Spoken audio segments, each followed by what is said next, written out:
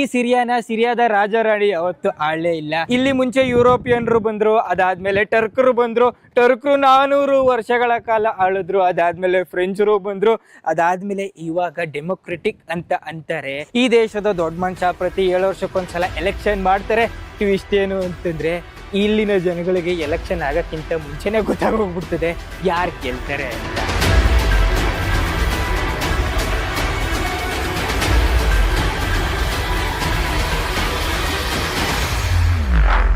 ಆದರೆ ಧರ್ಮನ ನೆತ್ತಿಗೇರಿಸ್ಕೊಂಡು brain wash ಆಗಿರೋ ಅಂಥ ಬ್ರೈನ್ಗಳು ಮಾಡಿರೋ ಅಂಥ ಕೆಲಸ ನೋಡಿ.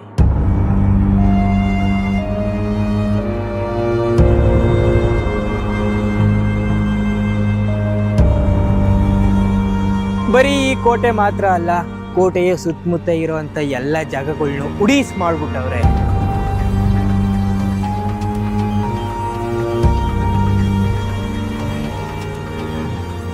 ಕೋಟೆಯ ಸುತ್ತಮುತ್ತದ ಜೊತೆಗೆ ಈ ಕೋಟೆ ಇರೋವಂಥ ಈ ಊರಿನ ಜೊತೆ ಈ ದೇಶ ಎಲ್ಲವನ್ನ ಸ್ಮಶಾನ ಮಾಡ್ಬಿಟ್ಟವ್ರೆ. ದೇವರು ಯಾರಾದ್ರೂ ನಮ್ಮ ಮನೆ ಮೇಲೆ ದಾಳಿ ಮಾಡಿದ್ರೆ ನಮ್ಗೆ ಎಷ್ಟು ಕೋಪ ಬರುತ್ತೆ. ಆದ್ರೆ ಇಲ್ಲಿ ದಾಳಿ ಆಗಿರೋದು ಇಡೀ ಊರ್ ಮೇಲೆ, ದೇಶದ ಮೇಲೆ, ಇಡೀ ಬಿಲ್ಡಿಂಗ್ ನೇ ಉಡೀಸ್ ಮಾಡ್ಬಿಟ್ಟವ್ರೆ ನೋಡಿ. ಇನ್ ಯಾವ ಪಾರ್ಟಿ ಬಾಂಬು ಗನ್ಗಳು ಬಿದ್ದಿರ್ಬೇಕಿದ್ರ ಮೇಲೆ ಅಂತ. ದೇವರು ಈ ಬ್ರೈನ್ ವಾಶ್ ಆಗಿರುವಂತ ಬ್ರೈನ್ಗಳು 8ನೇ ಶತಮಾನದ ಮಸೀದಿನೂ ಸಹ ಬಳ್ದು ಬಾಯಿಗೆ ಹಾಕೊಂಡ್ಬಿಟ್ಟವ್ರು ನೋಡ್ರಿ.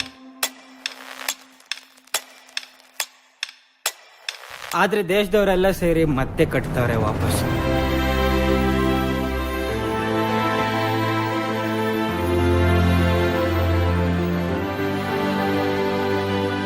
ಯಾವುದೇ ದೇಶ ಲತ್ತೆ ಆಗಕ್ಕೆ ಸಾಧ್ಯ ಇಲ್ಲ. ಆದರೆ ದೇಶದಲ್ಲಿರುವಂಥ ಕೆಲವು ಜನ ಅಧಿಕಾರಕ್ಕೋ ಅಥವಾ ಧರ್ಮದ ಮದ ನೆತ್ತಿಗೇರಿಸ್ಕೊಂಡು ಮಾಡೋವಂಥ ಕೆಲಸದಿಂದ ದೇಶ ಲತ್ತೆ ಎಡೆಗೆ ಸಾಗುತ್ತೆ. ಹಾಗೇನೆ ಆಫ್ಘಾನಿಸ್ತಾನನ ತಾಲಿಬಾನ್ಗಳು ಹಾಳು ಮಾಡಕ್ಕೆ ಬಿಟ್ಟವ್ರೆ. ಸೋಮಾಲಿಯಾನ ಅಲ್ ಶಬಾಬ್ ಗುಂಪುಗಳು ಹಾಳು ಮಾಡ್ತವ್ರೆ, ಇನ್ನೂ ಹಾಳು ಮಾಡ್ತವ್ರೆ, ಇನ್ನೂ ಮುಗ್ದಿಲ್ಲ ಅದ್ರದ್ದು.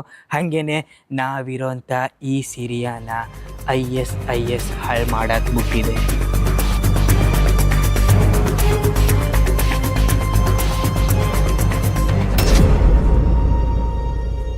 ಎಷ್ಟು ಸುಂದರವಾದಂಥ ದೇಶ, ಈ ದೇಶದ ಜನಗಳು ಎಷ್ಟು ಒಳ್ಳೆಯವರು. ಆದರೆ IS ಅನ್ನೋ ಆತಂಕವಾದಿ ಈ ದೇಶನ ಹಾಳು ಮಾಡಕ್ಕೆ ಬಿಟ್ಟಿದೆ. ಚರ್ಚು ಮಸೀದಿ ಅಂದಿರೋ ಪ್ರತಿಯೊಂದ್ರ ಮೇಲೂ ದಾಳಿ ಆಗಿದೆ. ನೀವು ನಂಬಲ್ಲ, ISನ ತನ್ನ ಐಡಿಯಾಲಜಿನ ಒಪ್ತಿರ ಇರುವಂಥ ಲಕ್ಷಾಂತರ ಮುಸ್ಲಿಮ್ರನ್ನ ಆಲ್ರೆಡಿ ಕೊಂದಾಕ್ಬಿಟ್ಟವ್ರೆ. ದೇವರು ನಾವು ನಿಂತಿದ್ದೀವಲ್ಲ ಈ ಜಾಗ, ಇದು ISIS ಕಂಟ್ರೋಲಲ್ಲಿತ್ತು. ISIS ಎಲ್ಲ ಓಡಾಡ್ದಂಥ ಜಾಗ ಇದು. ಆದರೆ ISIS ಈಗಿಲ್ಲ. ಇದ್ದಿದ್ರೆ ಈ ವಿಡಿಯೋ ನಿಮಗೆ ತಲುಪ್ತಾ ಇರಲಿಲ್ಲ. ಆದರೆ 7-8 ವರ್ಷಗಳ ಹಿಂದೆ ISIS ಠಿಕಾಣಿ ಹೂಡ್ದಂಥ ಜಾಗ, ಅವರು ಮಾಡಿದಂಥ ಕರ್ಮಕಾಂಡ ಎಲ್ಲವನ್ನ ನಿಮ್ಮ ಮುಂದೆ ತರ್ತೀನಿ. ಅಲ್ಲಿವರೆಗೂ ನಮಸ್ಕಾರ.